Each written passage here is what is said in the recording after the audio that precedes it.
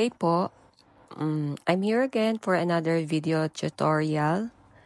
For today's topic po, let me give a tutorial on how to send documents, mga goods, balikbayan boxes, and other stuff to your buyers, or just even send gifts like plants, food to a friend or loved ones using the Lalamove application. Then first po ay mag-upload po tayo ng Lalamove app sa ating cellphone. Then i-open po natin ang app na ito.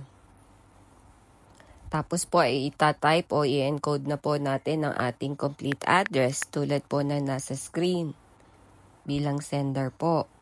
Tapos po ay itype po natin ang complete address ng receiver o ng pagdadalhan po natin ng parcel at ang cellphone number nito. Tapos po ay namimili na po tayo ng vehicle kung ano po ang gagamitin sa paghatid ng produkto o parcel. Kung motorcycle po, bali po ang makikita po sa app ay mula po motorcycle hanggang sa 12,000 kg truck. At may mga nakalagay naman po tamang sukat at timbang sa bawat vehicle na mapipili.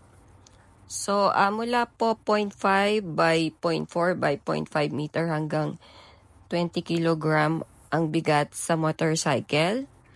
At hanggang sa pinakamalaki pong parcel o sasakyan na 12,000 kilogram na truck. Ang example po nito ay ang Isuzu F-Series for cargo freight distribution, na may sukat din na 10 by 2.4 by 2.3 meters.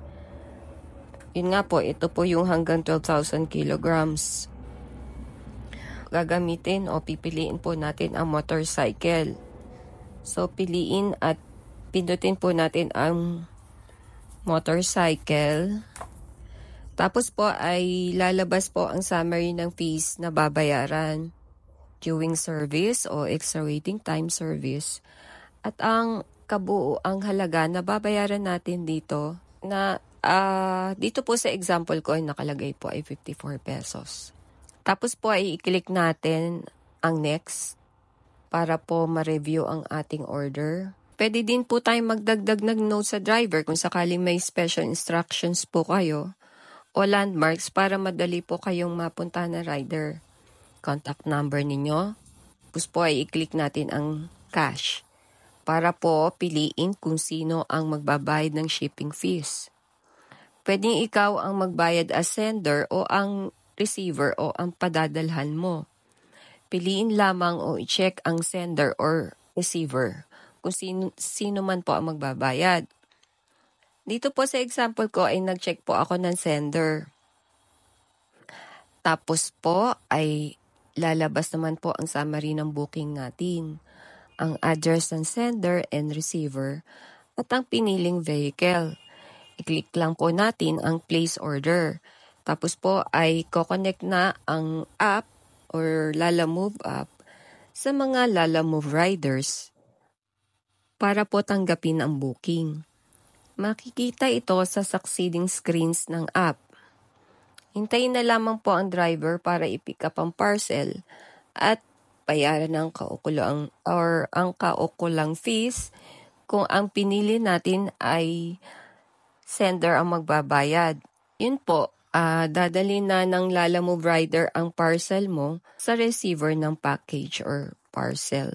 Yun lamang po, mag-iwan na lang po kayo ng comment sa comment box kung may tanong pa po kayo. I hope this helps.